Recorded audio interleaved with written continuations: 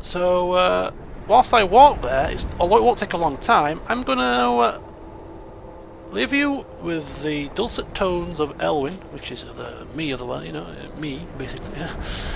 I'm going to be reading to you the book that Elwynn read last night before going to bed. And that was The Cake and the Diamond. We all know that Elwynn likes a bit of light reading, reading stories that, that you would read to kids.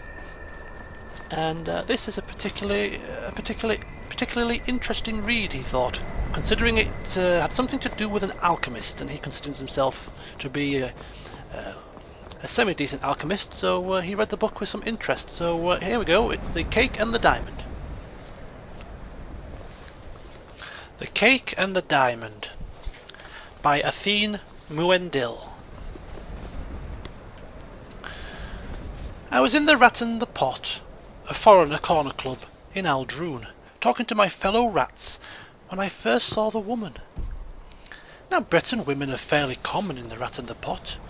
As a breed, they seem inclined to wander far from their perches in high rock. Old Breton women, however, are not so migratory, and the wizened old biddy drew attention to herself, wandering about the room, talking to everyone. Nimloth and Odiad were at their usual places, drinking their usual stuff. Odiad was showing off a prize he had picked up in some illicit manner, a colossal diamond, large as a baby's hand and clear as spring water. I was admiring it when I heard the creaking of old bones behind me. "Good day to you, friends," said the old woman.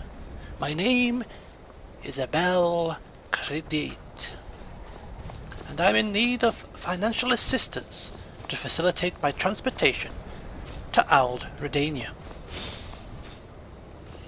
"You want to see the temple for charity?" said Nimloth curtly. "I am not looking for charity," said Abel. "I'm looking to barter services." "Don't make me sick, old woman," laughed Odiad. "Did you say your name was Abel Credit?" I asked. "Are you related to Abel Credit, the High Rock alchemist?" "Closely related," she said with a cackle. "We are the same person. Perhaps I could prepare you a potion in exchange for gold. I notice that you have in your possession a very fine diamond. The magical qualities of diamonds are boundless."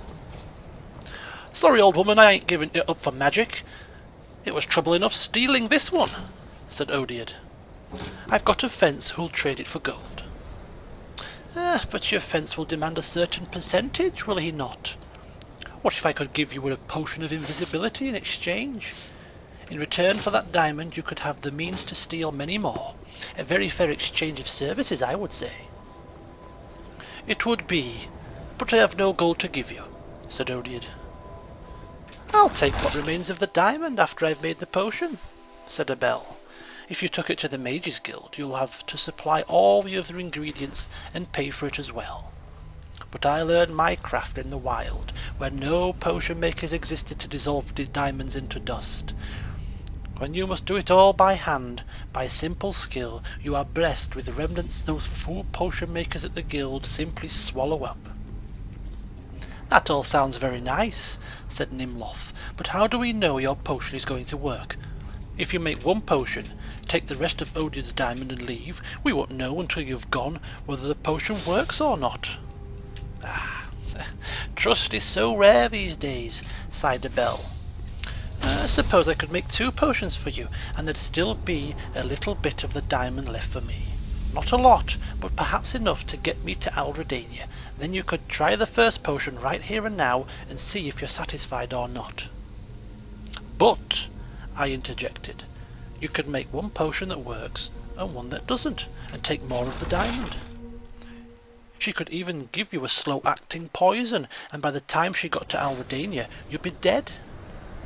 "Bleeding Kinnereth, you've done my heart suspicious. I will hardly have any diamond left, but I could make 2 potions of 2 doses each, so you can satisfy yourself that the potion works and has no negative effects.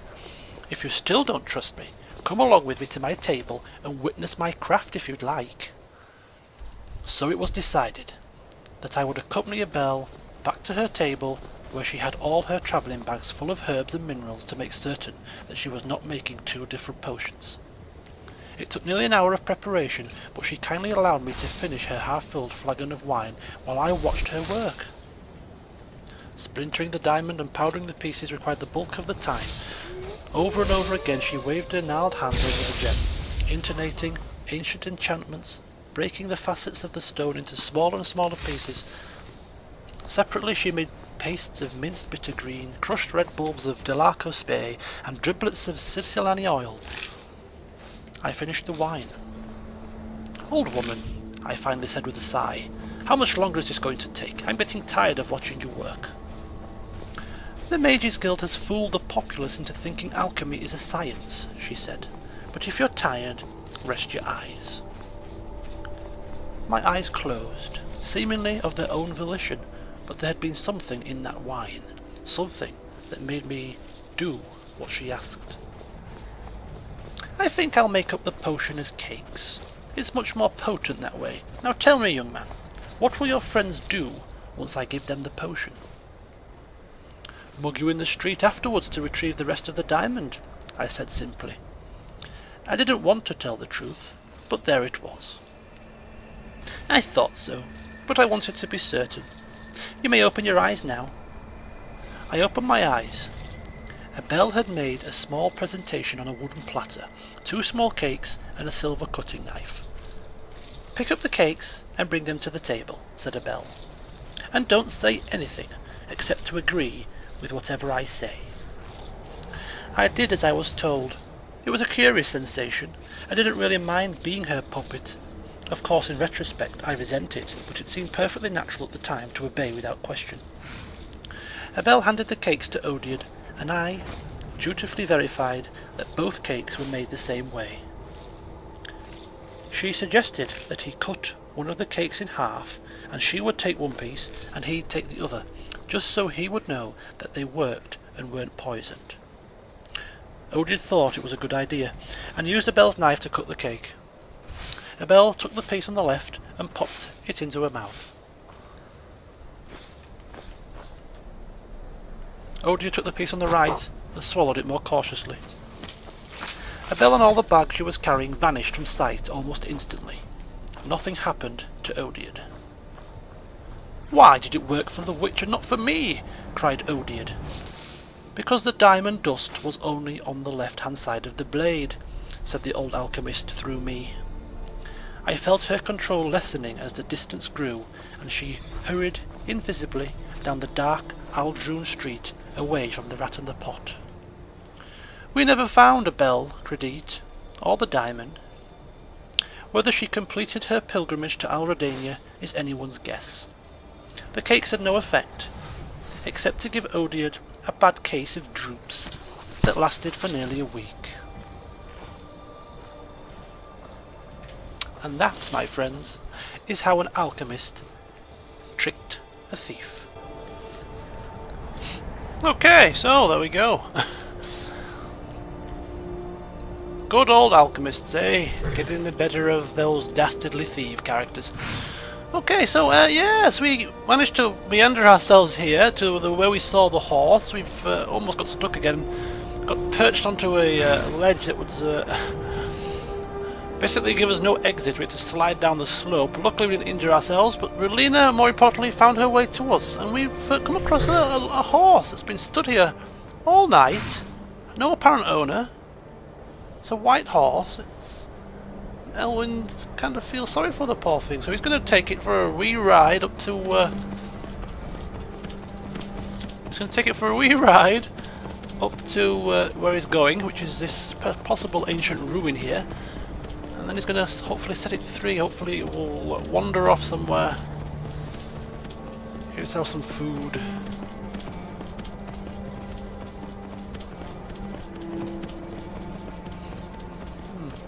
Weird creatures are horses, aren't they? They seem to be run in a strange manner, don't they?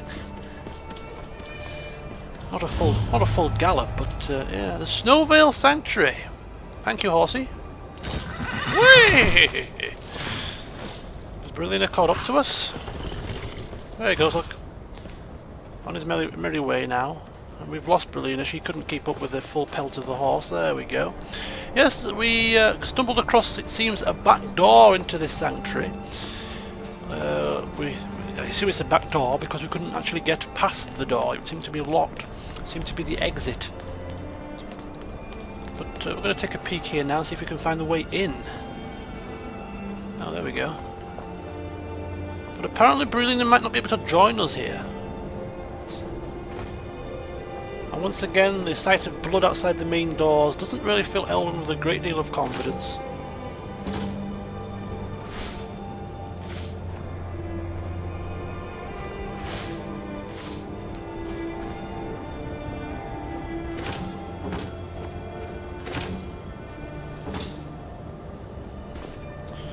Okay. Are you ready, Brelina? This looks like a place where we may be required to do some work.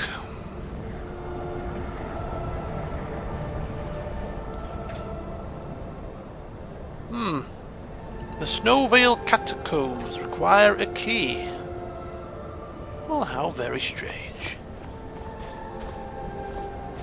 Require a key, eh? Well, I don't have the appropriate key and I can't pick it with a lock, so looks like we won't be adventuring here. Which is a bit of a bummer. This was going to be the basis of my day's exploration. So the next place to go would be either we could do a loop down towards Winterhold, or we could head towards Fort Castav, which is another location which we haven't yet explored.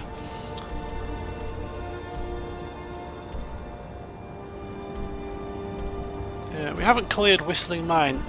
And I do believe that there's probably something here. Maybe a quest. Maybe there's more to this Whistling Mine than meets the eye. Because when we went there yesterday, there was a feeling that we didn't quite explore everything. And before we get to the Fort Castav, we actually have here Stillborn Cave. So I think we'll head there.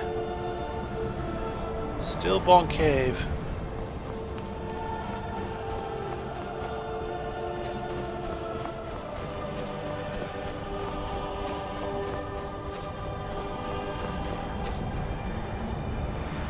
I'm lost again.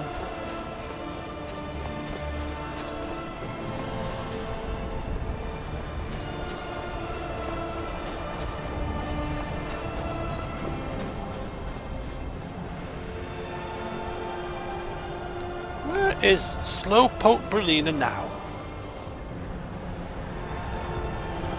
Is she making a habit of doing this to me?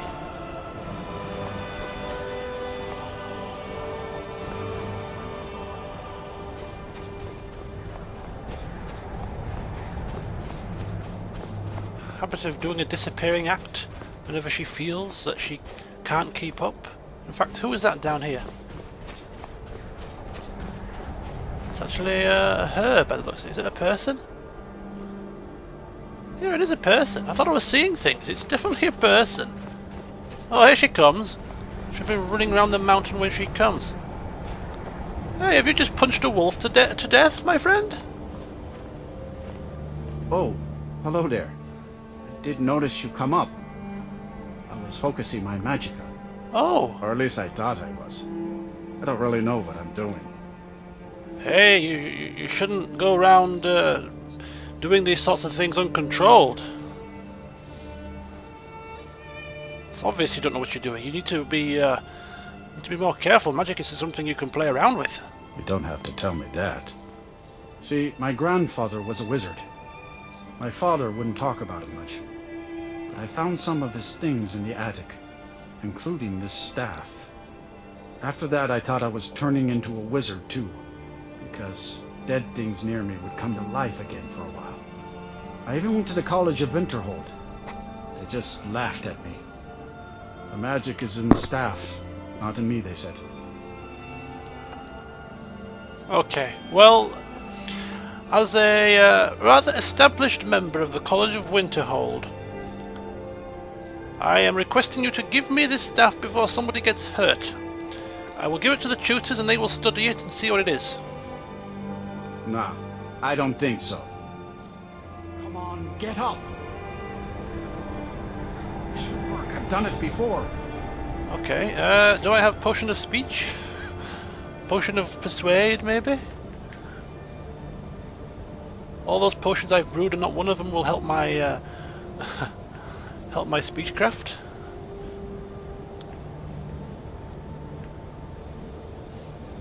No. Okay. But I don't intend on threatening the poor chap. Ah, the staff is useless. I'm useless. The whole world is useless. Shall we try again? One more time? Oh, hello there. Or at least I thought I was. I don't really know what I'm doing. You don't have to tell me that. Rise up and live again. Come on, Berlina, we'll leave this lunatic to his musings. I don't want to be near him if his staff goes horribly, goes up in flames, summons some Daedric lord to destroy us all or something. And it sounds to me like some kind of staff of raised dead, and to be perfectly honest with you, that is something that I'm not entirely interested in. Berlina, you are annoying me now. All morning. Is it true? You have One of the Sijiks was here in the college. You have been nothing but a slowpoke. Eh? Get moving. Oh, she'll find a way. She'll find her way. Right, come on, let's get to this cave. In fact, where the hell is the main road? Am I even going remotely close to it? Yeah, I've just come a slightly longer way round, it seems.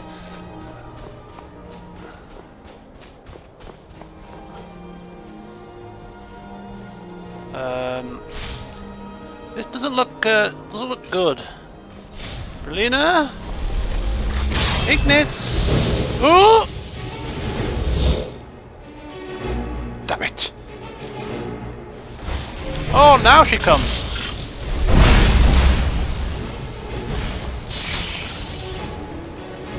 Just in the nick of time. Look at her in a distance. Are you sure you can see me over there? You're a bit far away. Better safe than dead, I suppose. Where's the salts?